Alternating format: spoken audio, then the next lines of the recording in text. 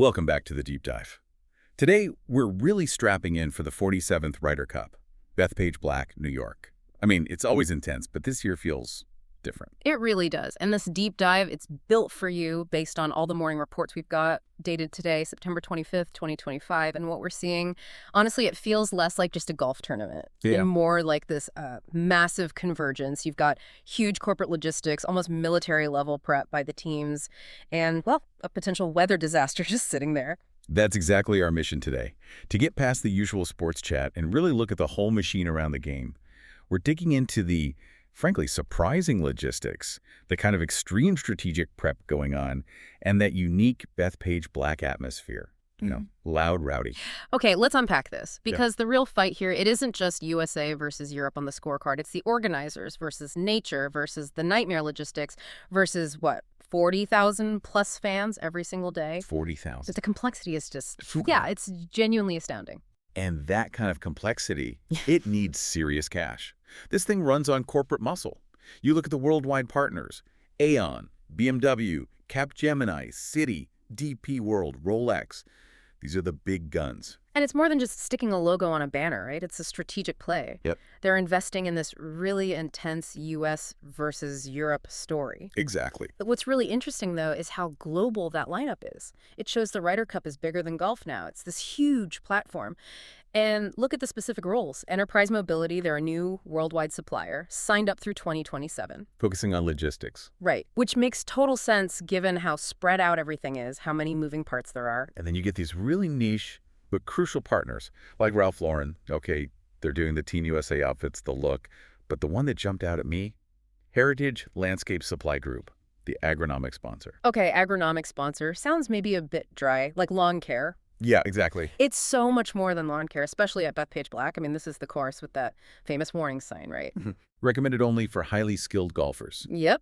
So the agronomic sponsor, they're managing the actual battlefield. The turf, the greens, how the ball reacts. Their role becomes critical if this weather forecast holds true. They might end up being the MVPs nobody sees. Which brings us right to it. The weather. All this money, all this planning, it could literally get washed out. Yeah, the reports we have, they don't look good for the start. Thursday, scattered thunderstorms. The rain risk is jumping between 60 and 80%. Wow. That's not just inconvenient drizzle. That's a major strategic headache. And it doesn't completely clear up. Friday, Saturday, still looking at maybe a 40% risk of rain. It's serious enough that they've already moved the opening ceremony, bumped it to Wednesday, just to make sure it actually happens before the storms roll in. And think about what that does to the game itself. Connect the dots, wet fairways. The ball doesn't roll out as much. Slows things down. Exactly. Slows play, changes how you attack the long holes. Team USA usually loves fast, firm courses where distance pays off big time. If Bethpage gets soggy, well, that home field advantage could shrink quite a bit. Demands quick thinking from the captains. Okay, so let's talk about the players who have to deal with this, soggy or not. Injury-wise, mostly good news. Mostly, yeah. No huge catastrophic absences. But you've got Xander Schauffele coming back. He had that rib injury, missed a chunk of the season. Right. Reports say he's leaning hard on the veteran players for advice, just managing the whole Ryder Cup pressure cooker, physically and mentally. And then there's the elephant not in the room, competitively speaking, Tiger Woods. Yeah, we have to mention him. The reports confirm what we knew. He's out with that torn Achilles. Definitely not playing, not in any official captaincy role this year, 2025. But the buzz around the VIP tents, it's constant in these reports. Everyone expects him to show up, maybe as an advisor, a guest, something. And the speculation is red hot, isn't it, that he's basically got 2027 locked up for the captaincy? Seems like it. So even when he's on the sidelines, his shadow, his future, it just dominates the conversation. Which leads to, how are the current guys getting ready? Especially for that New York crowd hostility, Team USA seems focused on grinding out the formats. Saw reports about that. Intensive practice sessions. Yeah. DeChambeau and Scheffler yesterday doing a full 18-hole four-ball match. Yeah, and just a reminder for everyone, 4-ball, that's pairs. Each plays their own ball, best score counts per hole. It really rewards teamwork, aggressive shots. Exactly what the U.S. needs. But the truly mind-blowing prep, like almost sci-fi level, that's coming from Team Europe. Get this. Rory McIlroy and Jon Rahm are using VR headsets. With VR? For what? To simulate hostile fan heckling, building up their mental resilience to the pressure. Okay, wait. Seriously. VR heckling. Seriously, it's in the reports. They're literally practicing being insulted through a headset. That is next level. Yeah. It tells you crowd noise, the psychological game, it's now like a measurable thing they strategize for. They're prepping for a mental assault, not just a golf course. So what's the take on the American side then? Scottie Scheffler, huge praise in the press conferences, called unparalleled in his current form.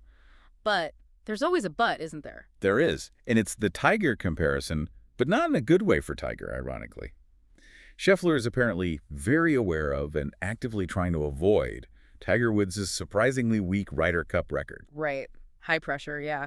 You're playing amazing golf, but the benchmark you're measured against is a legend's biggest struggle. The report suggests Scheffler's really focused on making his individual brilliance work for the team, something Tiger often found difficult. Okay, let's switch from the player's mental game to the fan's physical one, or maybe logistical nightmare, the better term. Nightmare feels about right. Organizers are being strict.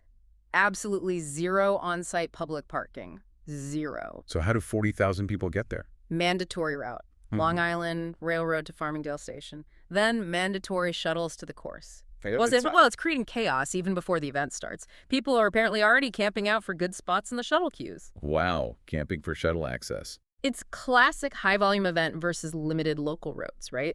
They're choosing control and security over convenience for the fans. Tells you something about the priorities. And if you do make it through all that, get ready to open your wallet wide. The course itself, the notes say it looks unrecognizable. Massive temporary structures everywhere. And the cost of, let's call it passion, it's sky high. We've got the numbers. Premium beer. $19. $19 US. And even soft drinks like water or soda are hitting $12. Is that just gouging? Or is it part of the whole premium experience branding? Maybe trying to filter the crowd a bit. It certainly feeds into that intense, maybe even aggressive atmosphere they seem to be cultivating. And speaking of atmosphere, they're literally amplifying the noise, using sound systems to push crowd volume up towards 100 decibels. 100 decibels. Okay, they were trying to manage it, right? The message from the organizers is clear. Loud is good, respectful is mandatory. The quote was, passion, yes, disrespect, no. That's a very, very fine line to walk, especially when you mix $19 beer with 100 decibel noise levels and intense national rivalry. How do you even police that? Huge security presence. The reports detail massive police coordination, checkpoints everywhere, canine units, and, significantly, coordination with the Secret Service. Secret Service, okay. That confirms the high alert status. Likely because of potential visits from, political figures which were mentioned. It's basically a fortress. Reflects how big this is globally and politically. Shifting to some of the lighter stuff, or maybe just differently intense stuff, the Celebrity All-Star match gave a preview of the crowd. Oh yeah, heard about this. Peak New York energy, it sounds like. Local guys like Colin Jost, Chef Bobby Flay, Noah Kahan, the musician. Against a European team with Brooklyn Beckham, Catherine Zeta-Jones. And the crowd just went for it. Oh yeah. Relentlessly. Brooklyn Beckham was apparently the main target, just constant heckling, people following him around. Zeta-Jones apparently handled it like a pro, with humor. Gives you the taste. Then there was that other crazy story, the fan who paid for a full contact VIP thing and nearly ended up in the ER. Yeah, pure comedy, but it also shows you just how physical, how intense the crowd energy is expected to be.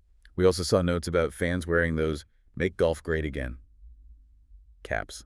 The report called it part wink at politics, part patriotic hype. It's just a reminder, isn't it? You can't really separate these big sporting events from whatever else is going on in the country. The patriotism gets tangled up with everything else. But amid all that noise and hype, you've got Paul Azinger, former U.S. captain, throwing some cold water on it. He slammed Bethpage Black, said it's too hard. Azinger's point is interesting, psychologically. He's worried the sheer difficulty, the inevitable bogeys and struggles will actually frustrate the New York fans. And that frustration could turn against Team USA. That's his fear. If the home team struggles early on this monster course, the crowd's energy could become negative pressure instead of positive support. But from a TV perspective, isn't a harder course maybe better drama, more unpredictable? Oh, absolutely. High risk, high reward for the organizers, too. If the U.S. team crushes it on this tough course, the place will be electric. If they stumble, Azinger might be right. That intense atmosphere could bite back. Okay, before we wrap this up, for anyone planning to watch this unfold, coverage looks pretty comprehensive. In the U.S., it's NBC, Golf Channel Peacock. Starts Friday morning. And for our listeners in Germany, Sky Sports has detailed coverage starting Friday afternoon, local time. So let's try and pull this all together. We've looked at the big money behind it, the looming weather threat, the absolute logistical maze for fans, and these wild psychological prep tactics like VR heckling. Yeah, it's this high-stakes golf match happening inside a giant, high-security, weather-threatened logistical operation.